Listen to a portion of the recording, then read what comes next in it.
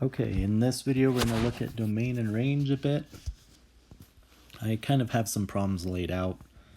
We'll fill it in as we go. Alright, so there are various ways of looking at domain and range, okay, and functions ultimately. Domain we typically think of as an input and range as an output. It's kind of generic. There are many, ways to really think about this depending on the context of the problem. But let's look at this first one. I have a set of values 1, 2, 3, and then another set of values 4, 5, 6. Let's say like you give me 1, I tell you the result is 4. Okay, you give me 2, I tell you the result is 5. You give me 3, I tell you the result is 6. Well, we could see a pattern then and notice like this correspondence, what I'm telling you is to take this input and simply add 3 to it, right? Add 3 and you would get the output, the range. And if I ask, is this a function? Yes, it is a function because every value I give you, you give me a representative value over here, right? That is a function. Now, let's say I didn't tell you they were plus 3 and I changed this a little. I'm going to do one slight difference here and say actually 1 could be either 4 or 5. So now I can't really give you this correspondence, right? Like if I told you take your inputs and add 3, you have a problem because 1 is 4, but I'm also telling you it's 5. If that were the case, this would not be a function. Okay, let me switch up one more way, right? So let's go and erase that one. What if actually all 3 of these, running out of colors here, we'll stick with blue still, I guess. All 3 of these actually went to the same number 4. And it didn't matter how many values I gave. Oops, that 4 kind of dropped off. Every value I tell you is 4. That's also okay. I could then give you a correspondence in which I would say, you give me any input, you give me any number, I'm going to tell you the output is 4. That would be a function. Sometimes it's easier to look at on a graph, and we'll get there in a second. Now, the first example is some random set of numbers with some inputs and outputs. Let's make a real world example where we may actually have a list of items, right? Not just numbers, and determine if it's a function. All right. I'm going to set one up. This correspondence would be a function. You tell me something on the menu.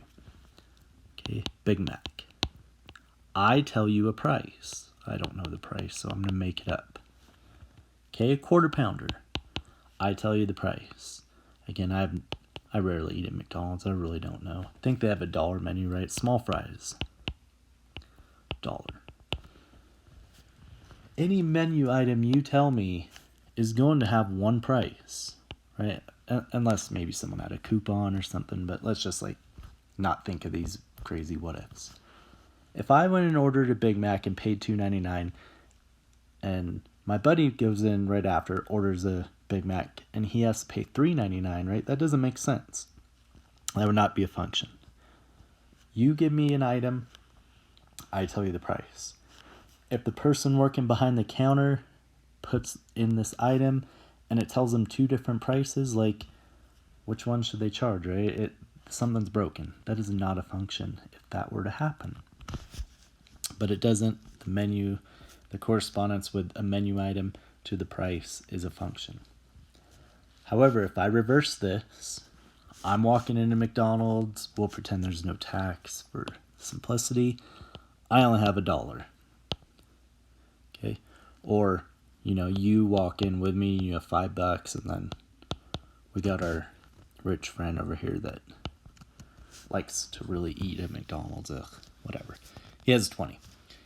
Regardless, Now, if I'm coming in with a set price, I may have a choice, right? I could order one of these 4 things that would cost me $1. With $5, let's say you only wanted one item, right? There's probably a couple $5 items on there, I bet. With 20, they might be getting a bunch of things, but you get my point, right? If I give you a price, if I tell the cash register, right, the machine, $1, it might not know it to spit out like, okay, what are you charging? Like, what did they buy for $1, right? Was it a small fry? Was it a small soda? A cheeseburger, right? I don't know. This is not a function, where over here, this is a function. So on that note, I don't really want to create these lists all the time. And sometimes it depends on what we have, right? If we have a graph, that could be easy to look at. If we have these set of points, we kind of need to understand this whole domain and range thing. The domain, when we were talking about coordinates, are the x's. I have 3, 5, and 7 for the x, and they all go to 1. That is okay. That's very similar to how I ended that first example. If I were to graph this quick sketch, right? Quick sketch. 3, 5, and 7, 1. We'll just say 3, 5, 7 for, I'll pretend. They're all at 1 is the point. No input has the same output. So what I mean by that, you tell me 1, I tell you, or 3, whatever, right? I tell you the value here. If it had more than one output, 7 is also an answer. That's broken. That is not a function. Okay, it might still have credit or value for some application out there, but as far as a function, it's not. Okay, or you may remember the vertical line test. Like, if you can draw a vertical line and it crosses more than one point, it is not a function. And that's how the second example looks. Because I give you 1 for the x, but it has 3, 5, and 7 as outputs, right? It has like all of these points on a vertical line. Not a function? Yes, this is a function. They can share the same output, but one input, the 1 cannot go to 3 and 5 and 7 and so forth. All right. Okay. On that note, domain and range, I hinted a little bit, kind of domain as far as graphs and coordinates go, or the x values, and the range is the y values. Well, that for a set of discrete points, right, they're not connected like the previous examples, that's fine. We can list them out. We could list domain and range. Like in this one, let's jump back really quick. The domain is just one value. I have 1. The range, I have 3, 5, and 7. Okay, where this example would be backwards. The domain would be 3, 5, 7, and the range would be just 1. Also, we'll typically write domain and range with those braces. I'm very horrible. Those squiggly things over there were meant to be, let me try to draw a fancy one, a brace like that. Okay.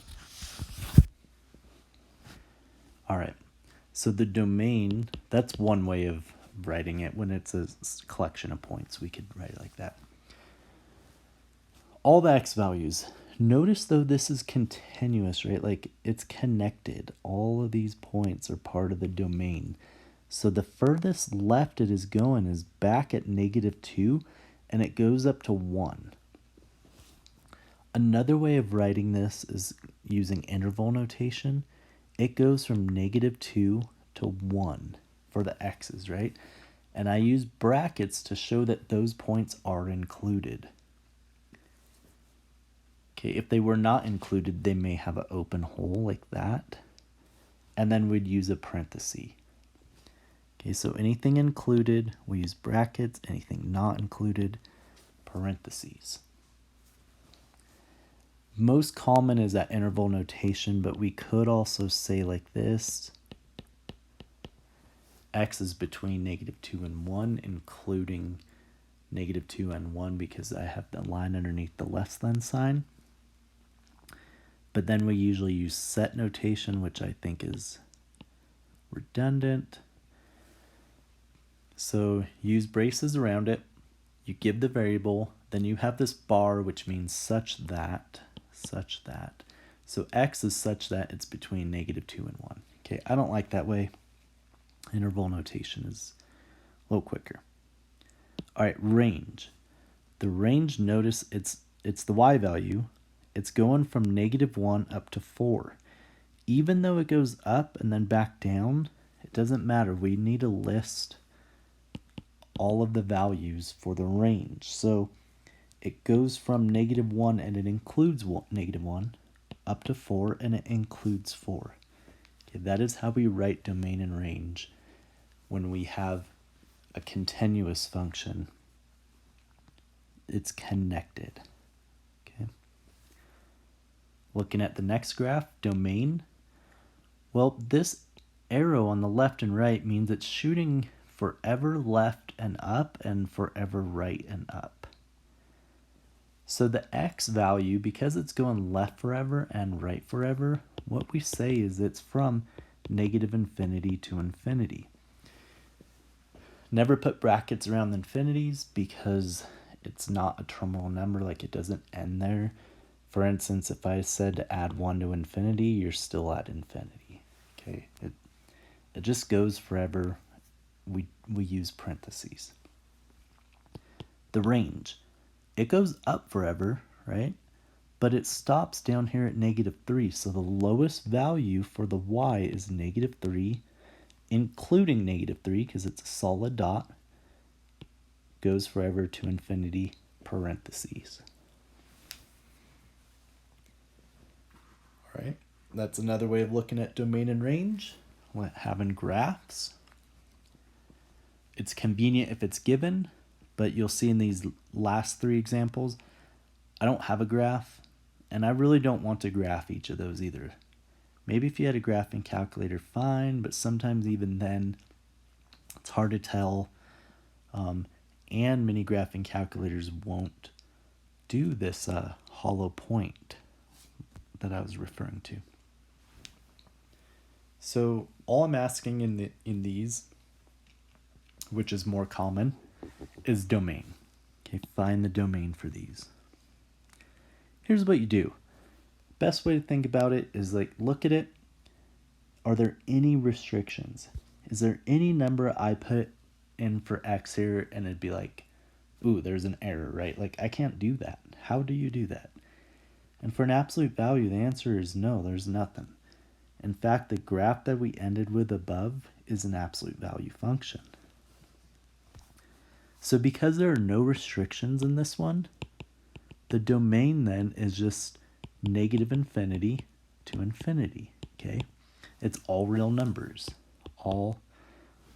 So all real numbers often will write an R with that extra bar like that. Or you say X is in, it looks like a little E, the real numbers. Most often we just stick with interval notation. So when would you have a restriction? There are 2 times that will come up. One is if you have a fraction you cannot divide by 0, right? Cannot divide by 0, there's a restriction. That's like this second example here. The other time you need to be careful, and you could have both. You could have a fraction and a square root, but any square root, because you can't have a negative square root, right? Or any even root as well. If this were a 4th root, that still holds. Cannot have a negative radical if the index is even. All right, so let's look at this first one. If you have a fraction, the only problem is you cannot divide by 0. Well, if I can't divide by 0, I have to think what would make the denominator 0. This one's easy to see. I see x is 2, right? But sometimes you might have a kind of complex function down there. that you can't just do in your head. So just set it, or set it not equal to 0. That would mean x cannot be 2 if I added x to the other side. All right, I'm okay with you writing it like this. Like, tell me what x cannot be. That's my domain. But interval notation, again, is most common. So if x cannot be 2, it's kind of annoying, but what you say is the domain then go from negative infinity all the way up to 2, parenthesis, because it cannot be 2, and then you do this u for union. It starts up again. It could be any number except for 2 all the way up to infinity. That's how we would write that solution in interval notation. Okay, interval notation. Last example, we cannot have a negative down here, right? Which means it has to be positive or 0. So the easiest way to set these up, again, some of them you kind of see in your head, but you just take the radicand, take what's on the inside, 4 minus x, set it greater or equal to 0. If I add x to both sides, 4 is greater or equal to x, or this is equivalent to saying x is less than or equal to 4. Now let's plug some numbers in really quick to think about that. If I plug 4, 4 minus 4 is square root of 0, right? F of 4. That's okay. F of 5. I would get 4 minus 5 is negative 1. You can't do that. Okay, so this answer is looking good. What about, let's do a negative, like f of, let me erase that, f of negative 5. That'd be 4 minus a minus 5, so 4 plus 5 is square root of 9, which is 3, which we can do. So always kind of check the validity of your answer. X less than or equal to 4 is good. But in interval notation, we just say, all right, then it goes from negative infinity all the way up to 4, and bracket because it can be a 4, right? That's okay.